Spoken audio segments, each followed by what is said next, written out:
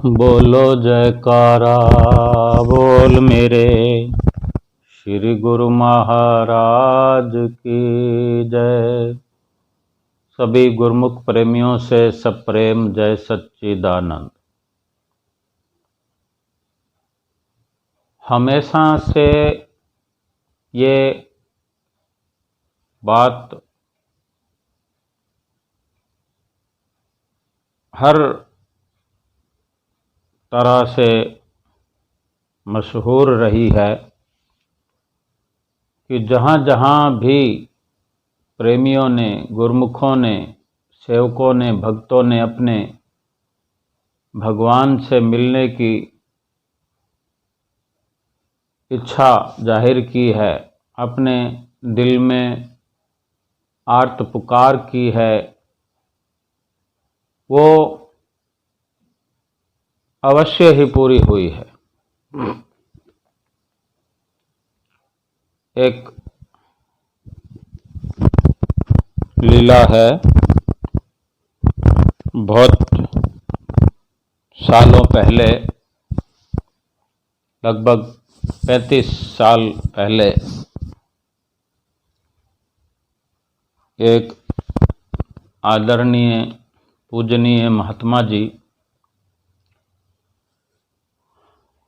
अपने एक भगत जी के साथ, शिष्य के साथ श्री संत नगर श्री दर्शनों के लिए गए। आदरणीय महात्मा जी दिल्ली से संत नगर आए थे दर्शन करने के लिए, और जो साथ में उनके भगत जी थे उस वक़्त, वो कुछ समय बाद महात्मा जी बन गए। यानी आज भी इस वक़्त वो साधु वेश में श्री दरबार की सेवा कर रहे हैं। जब श्री संत नगर महात्मा जी और शिष्य भगत जी दर्शनों के लिए गए, तो उस वक़्त अधिक भीड़ नहीं हुआ करती थी। श्री गुरु महाराज जी के श्री चरणों में जब मत्था टेकने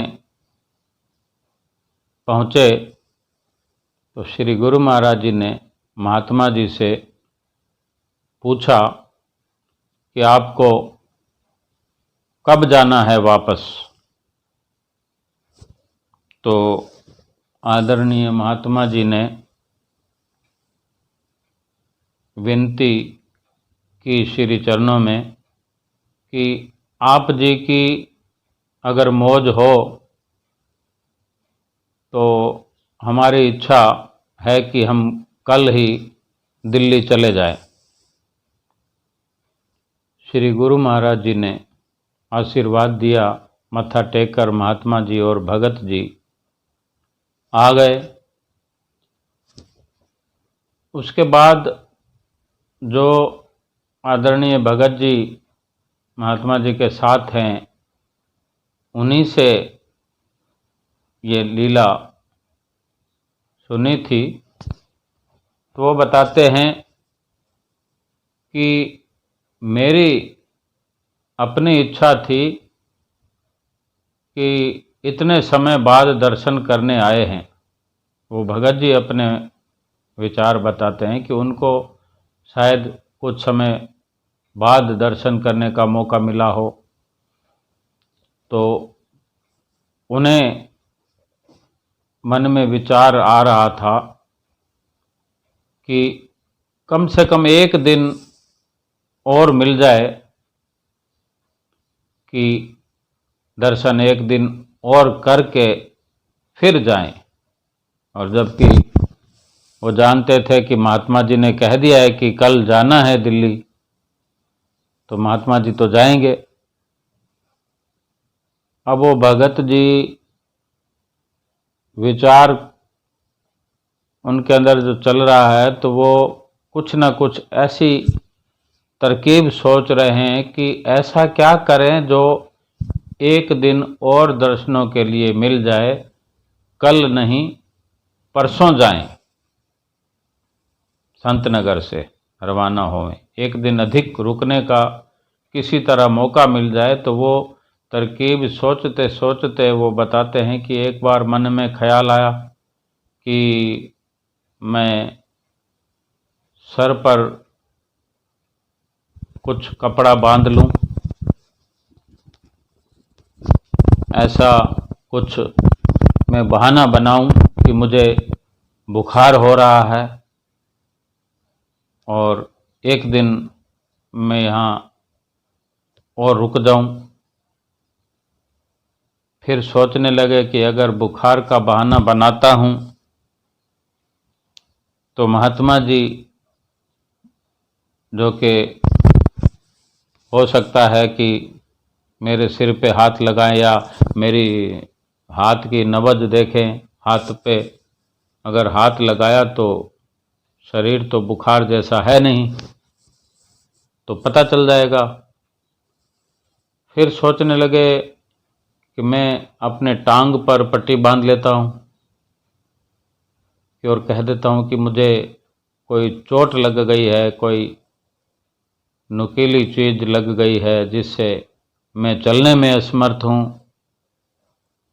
इस तरह से कई अनेक प्रकार के विचार आने लगे, मन के अंदर विचार आने लगे कि किसी न किसी तरह से एक दिन और मुझे मिल जाए कि मैं और अधिक दर्शन करूं। दर्शनों की प्यास जो है बुझ नहीं रही है। देखो, हमारे श्री गुरु महाराज जी, श्री पंचम पातशाही जी उस वक़्त हम सबको दर्शनों से कृतार्थ किया करते थे। तो अगले दिन जब जैसे जिस दिन जाना था, उसी दिन सुबह श्री आरती पूजा में जो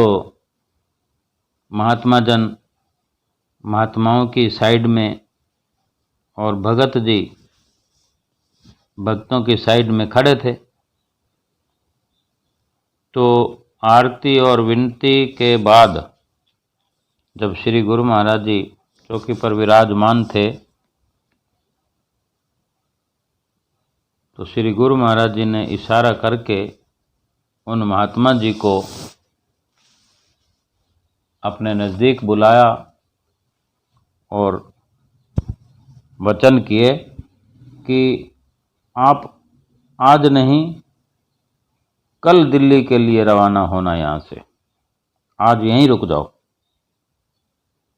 तो महात्मा जी ने हाथ जोड़ दिए, सिर झुका दिया और अपने स्थान पर आ गए। और इसी तरह आरती पूजा का जो कार्यक्रम था संपूर्ण हुआ। ये सब वो भगत जी अपने स्थान पर खड़े भक्तों की तरफ देख रहे थे कि हमारे महात्मा जी को श्री गुरु महाराज जी ने नज़दीक बुलाया है और क्या कुछ कहा है वो पूछना चाहते थे। सो मंदिर जी से बाहर आकर भगत जी ने पूछा कि स्वामी जी, आपने जो श्री गुरु महाराज जी ने आपको बुलाया, तो क्या वचन किए श्री गुरु महाराज जी ने आपसे, क्या फरमाया, क्या कह रहे थे श्री गुरु महाराज जी?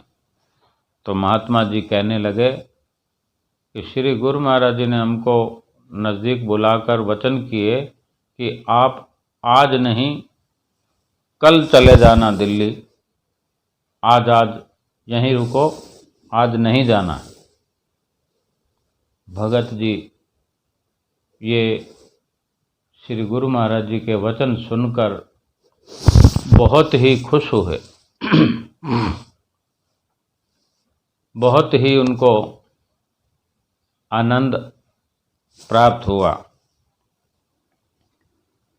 जाकी रही भावना जैसी, प्रभु मूरत देखी तिन तैसी। जिसकी अंतरीव भावना इस तरह से सुंदर हो, मनोहर हो, मधुर जिनकी पुकार हो, अपने इष्ट देव सतगुरुदेव महाराज जी से प्यार हो, उनकी पुकार अवश्य पूर्ण होती है।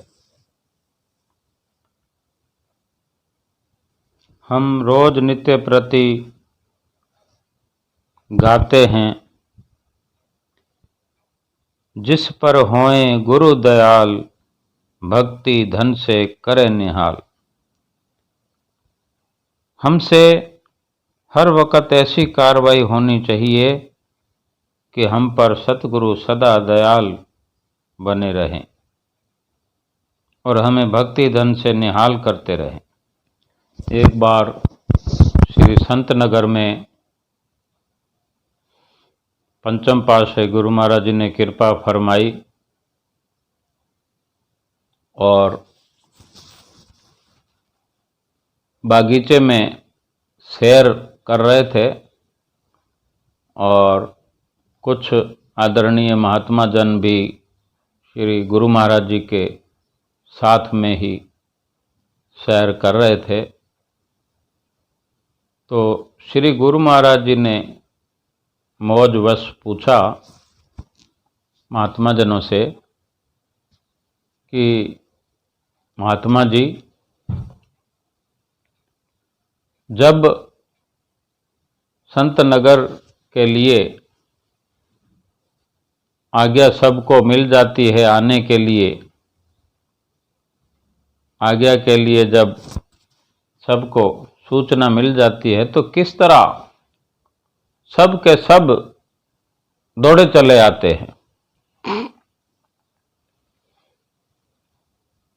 तो महात्मा जनों ने विनती की, स्वामी जी, सारी संगत जो है आप जी से अधिक अधिक प्रेम करती है, प्यार करती है, जो आपके श्री दर्शनों के लिए दौड़ी चली आती है। श्री गुरु महाराज जी ने फरमाया कि ये बात तो ठीक है कि सभी संगत हमसे प्यार करती है। अगर संगत हमसे प्यार करती है तो क्या हम अपने गुरमुख प्रेमियों से प्यार नहीं करते? जितना गुरमुख प्रेमी हमसे प्यार करते हैं, हम उनसे कई गुना अधिक उनसे प्रेम करते हैं। जो हमसे प्यार करता है, हम भी अपने गुरमुख प्रेमियों से अधिक अधिक प्यार करते हैं। तो ये बिल्कुल सही बात है कि सेवक अगर अपने स्वामी से प्रेम करता है, उनसे मिलने की तड़प अपने अंदर रखता है, उनके दर्शनों की प्यास अपने अंदर संजोए रखता है, तो स्वामी भी अपने सेवकों के लिए एक तड़प उनसे मिलने की बनाए हुए होते हैं, तड़प बनाए रखते हैं अपने अंदर कि कब प्रेमी आएं और हम भी अपने प्रेमियों से मिलें। तो सेवक और स्वामी का एक नाता है, और जब शुद्ध प्रेम सेवक का होता है, पावन निर्मल मन से जब सतगुरु की याद आती है, सतगुरु का सिमरण होता है, यानी चतुराई ना करते हुए सेवक अपने इष्ट देव सतगुरुदेव भगवान का हर वक्त ध्यान अपने अंदर बसाकर हर समय दुनिया के अंदर अपना समय व्यतीत करे, तो सेवक और स्वामी की एक राय हो जाती है, एक मत हो जाती है। जैसे कि फरमाते भी हैं, सेवक स्वामी एक मत। सेवक स्वामी एक मत, मत में मत मिल जाए, चतुराई रीझे नहीं, रीझे मन के भाए। सेवक और स्वामी की एक मत हो जाती है जब चतुराई को छोड़कर, झूठ कपट छल छोड़कर सेवक अपने स्वामी को भजता है, अपने स्वामी को याद करता है, तो स्वामी भी उससे मिलने के लिए, उसको दर्शन देने के लिए हर वक्त तैयार होते हैं। यानी उसकी इंतजार में ही बैठे होते हैं कि कब हमारा सेवक आए और वो हमसे मिले और हम उनसे मिले। क्योंकि जो एकता है, दोनों तरफ से एक तरह का पावन प्रेम है, सेवक का स्वामी से और स्वामी का सेवक से। ये सेवक और स्वामी की परिभाषा है जो हमें अपनाते हुए अपना जीवन व्यतीत करना चाहिए। जो भी ख्याल हों पावन